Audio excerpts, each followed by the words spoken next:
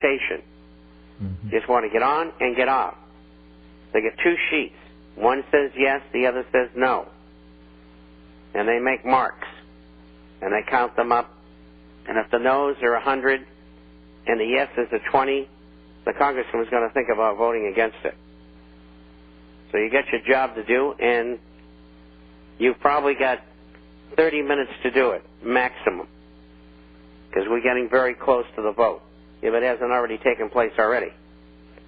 But I had to bring that in because they didn't even have any debate. Nobody has read this law, this bill. Nobody has read it. And just today they've added another 300 pages. God knows what's in there.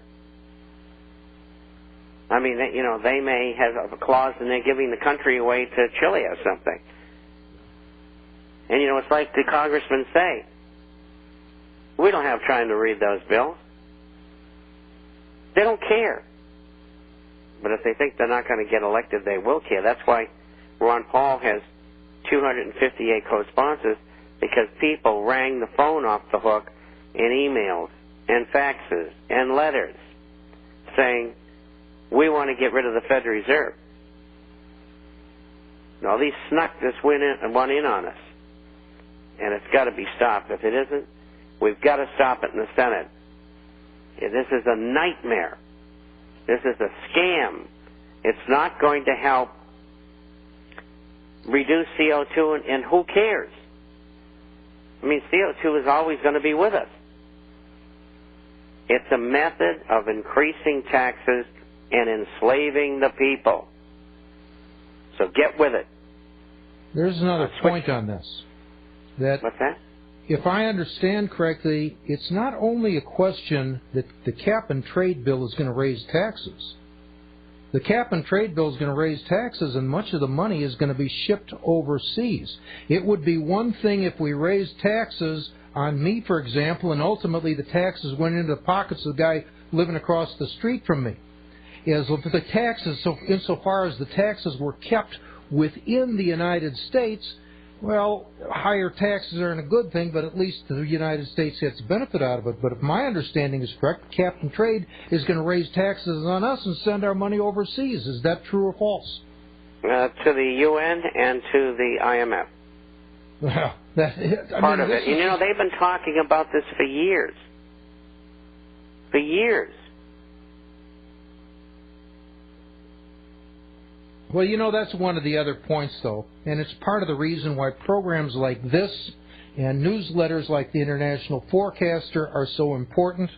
And the reason is these things are not taking place in secrecy the way a lot of people imagine. The information has been available. David Rockefeller, as you pointed out earlier in the program, he spelled out what they had planned to do to dismantle the United States economy, 20, 30 years ago? Well, 1966. Okay, we're 40 years ago. That's 42 years ago, 43. I understand. The information is there if the American people care to read it. But the American people have also been irresponsible, and that includes me. We've been irresponsible. We have failed to stay abreast of the facts. We have trusted in a government that is unworthy of our trust, and here you are. Now we're teetering on the edge of a catastrophe if we're not careful, and it's the fault of the politicians that have betrayed us, but it's also to some degree our own fault because we have failed in our own due diligence. You can't trust these people. You got to keep an eye on them.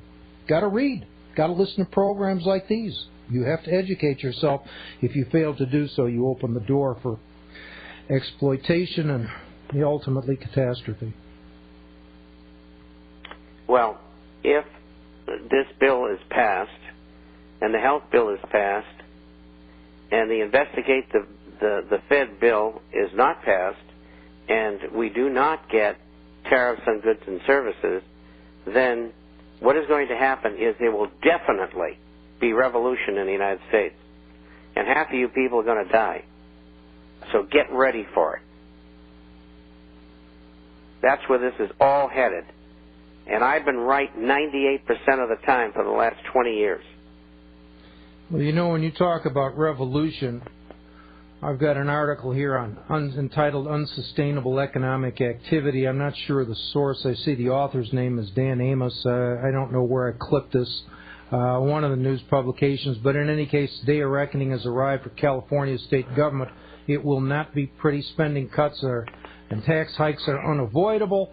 On June 10th, California Controller John Chang said in an official statement, quote, "Without immediate solutions from the governor and legislature, we are less than 50 days away from a meltdown of state government." That's on June 10th. He's anticipating that by the end of July, if they don't receive some assistance, the state government of California is going to be in meltdown. Now, I don't know that that means an absolute collapse, but it means big trouble, and to me, it implies that August, if the state government's going down at the end of July, it suggests to me that August is going to be a hot and fiery month in Los Angeles. Now, I can't guarantee that, but it's consistent it is a little bit consistent with your notion of revolution.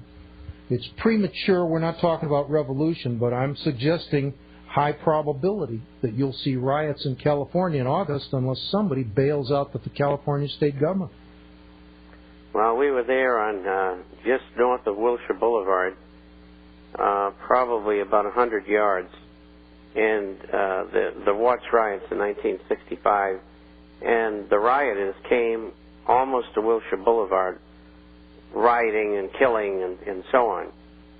And my wife Judy and I were on the roof of our building. It was about a 5 or 6 story building, and we had about 300 rounds of ammo each, and M1 Garands, of course, our pistols as well, because we thought we were going to get into it.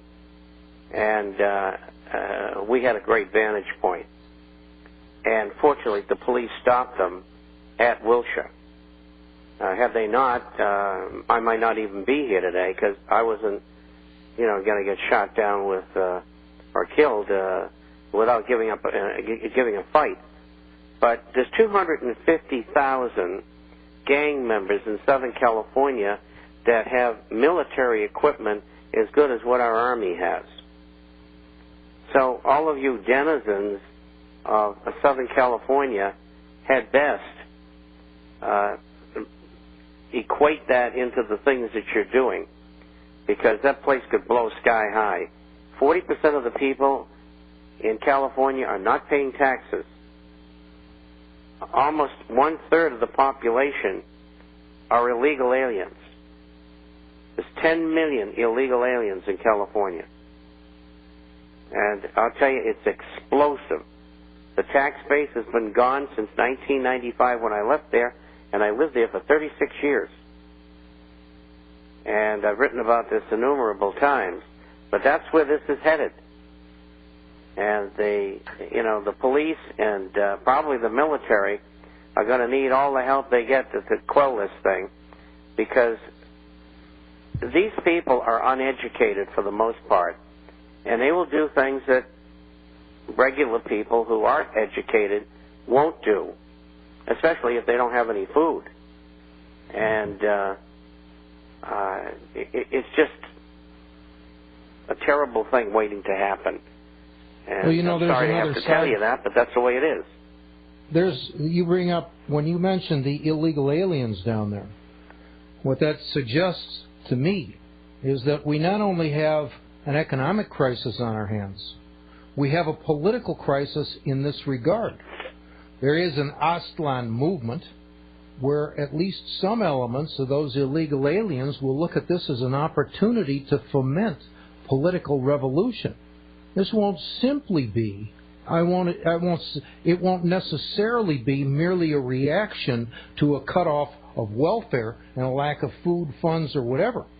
There will be some people down there, and there might only be a handful, but there'll be some people down there who will seek to take advantage of this problem and fan the flames for political reasons, just to try, perhaps, to push the Aztlan movement and try to regain control of California. I don't expect it to succeed, but I'm simply saying I wouldn't be surprised if people try.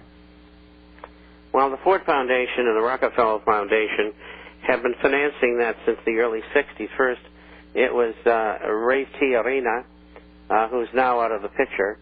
I think he's deceased now. And also La Raza, which is a Marxist group. And then there was the head of the Farm Workers Union, who was a Marxist as well. He's deceased now, too. But they've had a lot of radical, we'll call it radical, politics involving legal and illegal aliens in Southern California, as well as in Arizona and New Mexico, but not as much because of the populations. And in recent years, they've had the same problem in Southern Nevada as well. It's very, very bad.